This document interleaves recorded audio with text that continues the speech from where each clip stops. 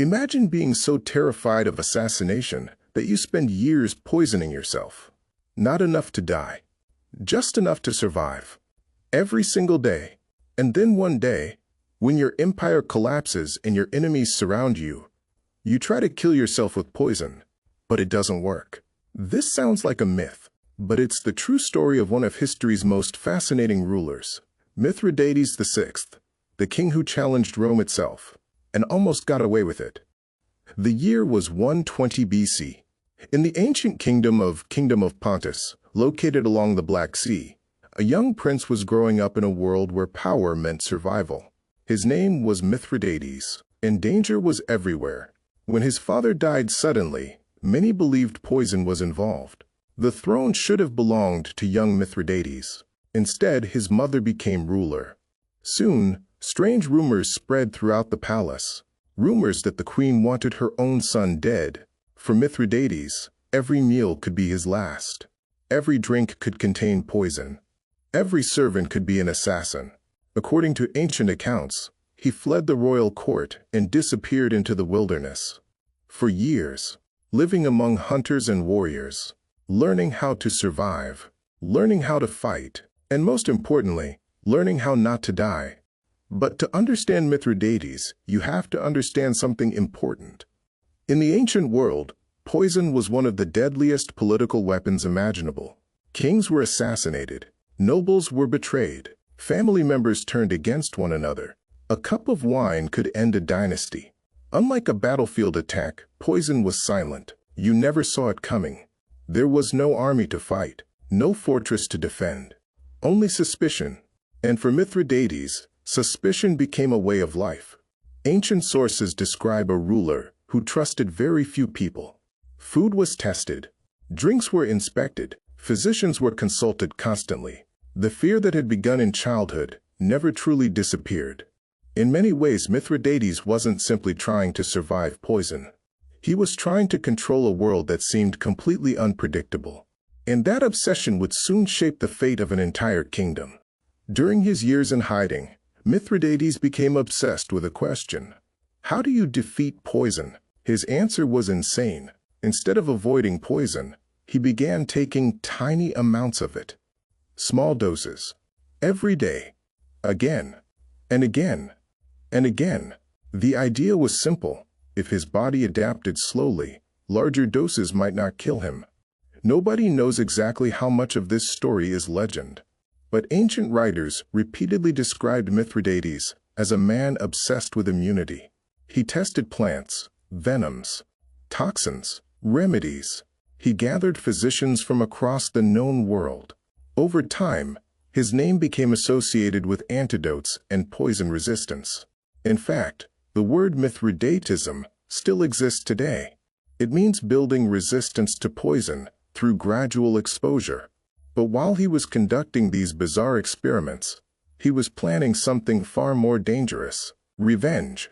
By the 1st century BC, Rome was becoming unstoppable. Kingdom after kingdom fell before Roman power. Most rulers surrendered. Most rulers negotiated. Most rulers accepted reality. Mithridates did not. After reclaiming his throne, he transformed Pontus into a military power. His armies expanded. His wealth increased. His influence spread across Asia Minor. Then he made a decision that shocked the Mediterranean world. He would fight Rome. Not once, not twice, but repeatedly. At one point, thousands of Roman settlers and supporters across the region were killed in a coordinated uprising linked to Mithridates. The Roman Republic was furious. War became inevitable. What followed were the famous Mithridatic Wars, some of the largest conflicts of the ancient world. For decades, Roman armies marched east. For decades, Mithridates resisted. Again and again, defeating Roman commanders, escaping impossible situations, rebuilding armies after crushing defeats. Every time Rome thought he was finished, he returned. Like a ghost, like a nightmare, like a king who simply refused to lose. As the years passed, stories about Mithridates spread across the ancient world. Some claimed he could identify poisons by sight. Others believed he possessed secret antidotes unknown to anyone else. Merchants carried tales of his intelligence. Soldiers spoke of his determination. Enemies exaggerated his abilities until he seemed almost larger than life. Whether these stories were true hardly mattered, because legends have power, and Mithridates understood that. Every victory increased his reputation. Every escape made him more mysterious. To his followers, he became a symbol of resistance against Rome. To his enemies, he became a problem that refused to disappear. And for Rome, that was perhaps the most frustrating thing of all. The greatest republic in the Mediterranean was being challenged by a king who simply refused to accept defeat. Roman generals hated him. Roman senators feared him. And Roman historians couldn't ignore him. Because Mithridates kept doing what almost nobody else could. Surviving. Entire kingdoms disappeared under Roman expansion. Yet Pontus remained, year after year, war after war, defeat after defeat. Mithridates adapted constantly. He changed strategies, changed alliances, changed battle plans. He spoke multiple languages, built intelligence networks, and inspired fierce loyalty among his followers. For Rome, defeating him became an obsession.